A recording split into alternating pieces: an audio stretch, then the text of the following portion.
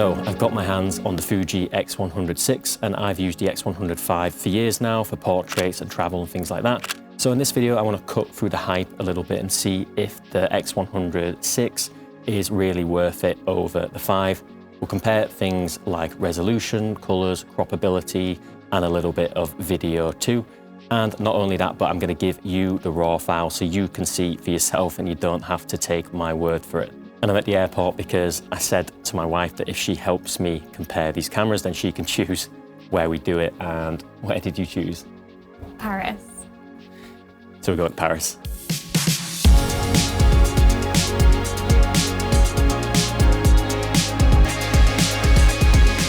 All right, so first comparison is portraits. And what I want to see here is, yep, we've had that bump in resolution to 40 megapixels on the X100VI.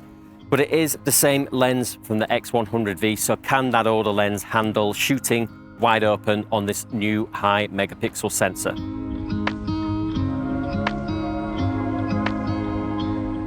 So starting with mid-length portraits on both cameras, first of all, both of these were shot in the classic chrome picture profile, and the colors are more or less identical. I do find though that the X100V is a little bit more contrasty straight out of camera, whereas the X100VI does look a little bit flatter straight out of camera. Now let's look at the detail captured by zooming in to around 400%. It is pretty much impossible to see a difference in the resolution even at this kind of crop.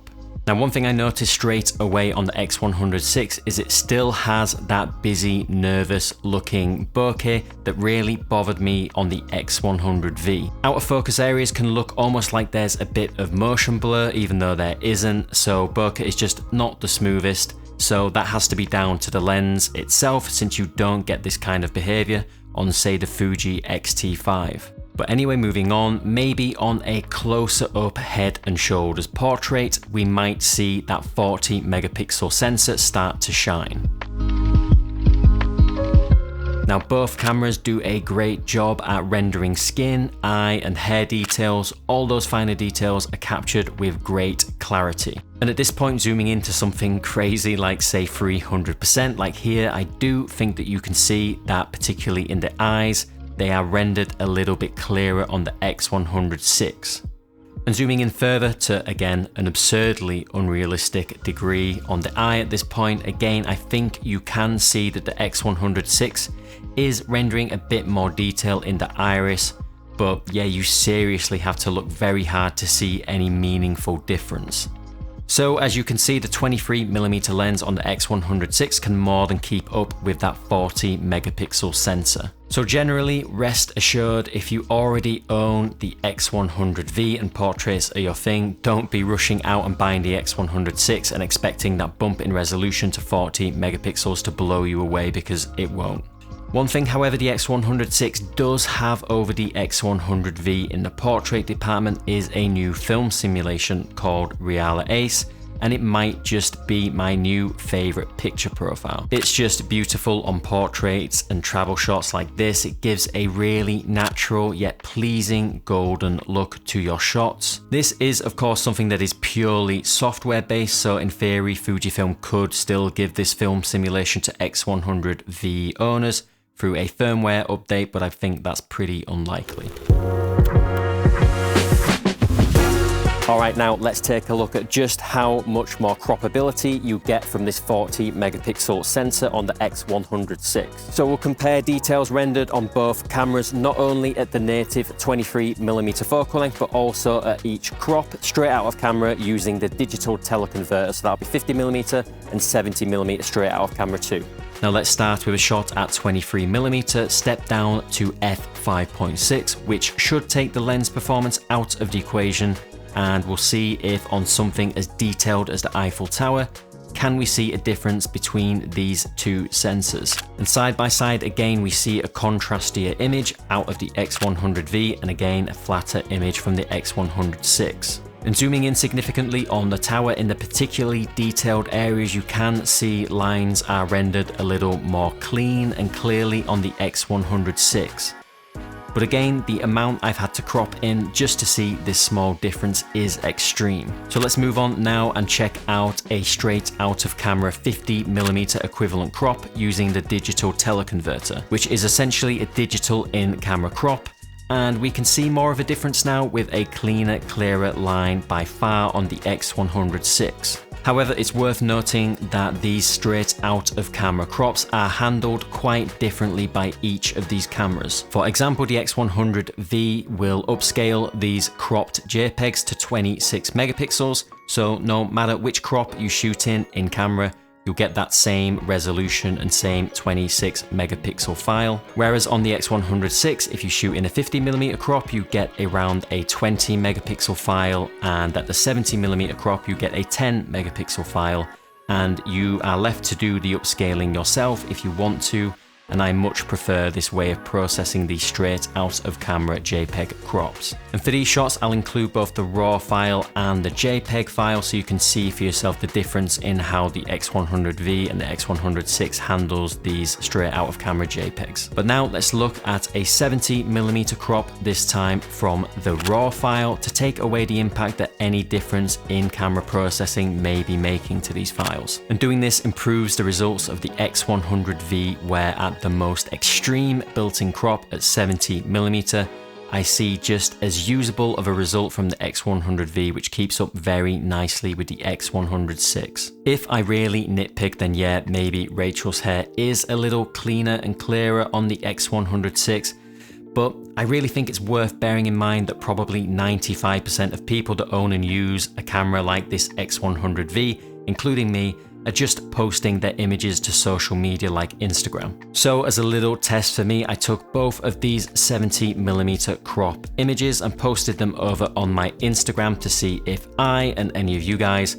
could pick out the higher resolution X100VI image. And personally, even at this heavy kind of crop, I see absolutely no difference in the end result once it makes it onto social media.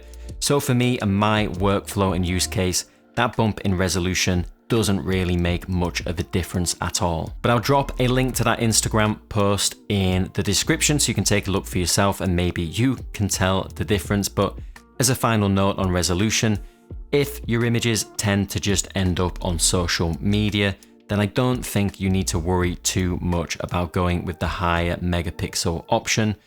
Maybe if you print your images, you'll see a difference, and I haven't tested that. But again, for my use case, where these images are ending up on Instagram or just my Squarespace website, then it's not going to make much of a difference for me. So before we continue, I'm just going to take a second to let you know that today's video is sponsored by Squarespace. Now, whichever camera you choose, you're going to need a website to showcase your work, and in my opinion, there is no better option than Squarespace. With Squarespace, you don't need any prior experience in coding or website design to get started and create your own awesome looking website. And thanks to Squarespace's intuitive, fluid engine, most of the adjustments and changes you're going to want to make to your website are as simple as drag and drop. Squarespace, in my opinion, also offer the best customizable photo galleries that are just so easy to set up that you will be showcasing your work to potential clients in no time. And if you have products to sell, whether they be physical or digital,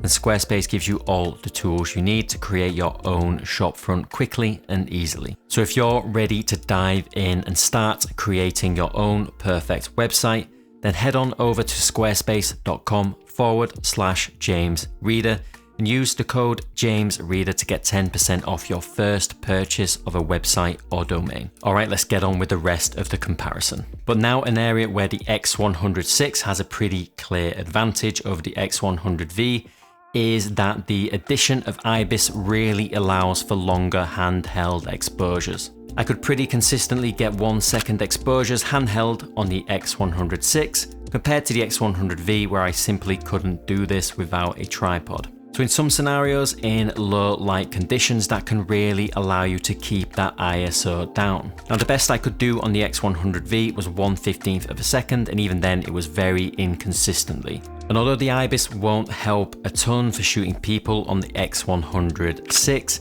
you can use it creatively, like here, to help freeze a still subject and capture movement around it. Right, now onto low light photo, where you may typically expect the lower megapixel X100V to fare a little bit better in this department, but let's find out. Okay, here is the scene for the test, and working our way up the ISO range, I did indeed find the X100V to be slightly cleaner at high ISOs, but all this test really showed me is that both of these little cameras do a great job in low light, doing a really good job of staying clean right up until 3200 ISO. Fine detail is lost a bit quicker on the X100VI at say 6400 ISO, and the same remains true at 12800 ISO, where I just prefer the noise pattern on the X100V, and I think details remain a little clearer and noise is a little lower on the X100V also. Okay, so before we move on to video, let's cover a few final things. Now, looking at battery life, despite adding IBIS and a faster processor, I really didn't find the battery life to be any worse in the X100VI. But at the same time, I found no improvements either, and you're still going to need 2 or 3 batteries for a full day of shooting. And in terms of buffer speed, I actually found myself waiting around for the X100VI to clear its buffer a lot more often than I did on the X100V. And I imagine this is just down to the larger file sizes of both the photo and video that it captures. There were times where I was shooting photos and just wanted to quickly switch over to capture a video clip, and I couldn't because the buffer just hadn't cleared yet, so it wouldn't even let me swap into movie mode. And that's something that I don't think I've ever really experienced on the X100V. And finally, photo autofocus, where I did notice an improvement in terms of autofocus speed in the X100VI, but not necessarily accuracy. I did find the X100V to be a bit more steady and predictable against the X100VI, which could sometimes just snap off and start tracking a different subject. But in general, they both have great autofocus and they are more than usable for most situations. All right, now let's take a look at differences in video image quality, where on paper, of course, the X100VI has the much better video specs, but let's take a look and see how much of a difference they actually make in the real world. Okay, starting with the X100VI's 4K HQ mode. The X100VI now gives you f-log2, which provides a flatter image straight out of camera, and I do think around a stop better in terms of dynamic range in the highlights as a result. You do get a slight crop in this 4K HQ mode as well as the 6K mode, which you can now see here, and I see absolutely no difference in terms of sharpness between the 4K and 6K. And now here is the X100V in its standard 4K mode shooting in f-log. You can see slightly less dynamic range, especially in the highlights, and less of a flat image to play with, but absolutely just as sharp as the X100VI's 6K in my opinion. And side by side, you can see the lack of any meaningful difference in terms of sharpness, at least from any of the 4K or 6K footage. Now, you do get a more robust video file to play with out of the X100VI, thanks to it having 10-bit 4:2:2 color, which makes it a little bit more friendly to grade up against that 8-bit video that you get from the X100V. There's also no record limit on the X100VI, which means you are free to record longer form video, compared to the X100V, which restricts you to 10-minute clips. But specs aside, at the end of the day, the X100V is perfectly capable of delivering really nice video. But I do have to say the X100VI footage, thanks to that f-log2 profile, is really a step up in certain scenes and delivers a sharp yet organic image with plenty of dynamic range too. Alright, now let's take a look at how the addition of IBIS helps stabilize moving shots in video. Here is a pretty slow and steady tracking shot on the X100VI, and it certainly helps a little bit having that IBIS, but it does far from a great job at stabilizing this kind of shot. It's not particularly smooth at all, but still it does a much better job than the X100V, where in general I would avoid movement shots like this completely with the V and stick to static shots wherever possible. In general, I found the X100VI's IBIS is best put to use on steady static shots, where it does a pretty good job of mitigating those micro jitters that you tend to get from lighter body cameras like these. So we found out that the X100V is slightly cleaner at high ISOs in photo, but what about video? And in video, it is a slightly different story, where the X100VI is cleaner in the shadows up until around 3200 ISO. Beyond that, the X100V remains a little cleaner. The X100VI really struggled to focus, particularly in low light situations too for some reason, but again, I was just generally surprised at how well both these little cameras performed at these higher ISOs in video.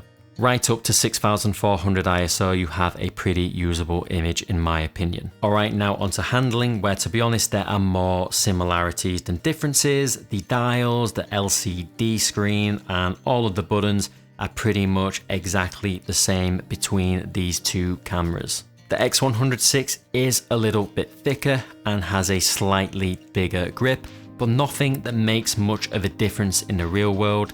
It's definitely no more or less comfortable to use over the X100V.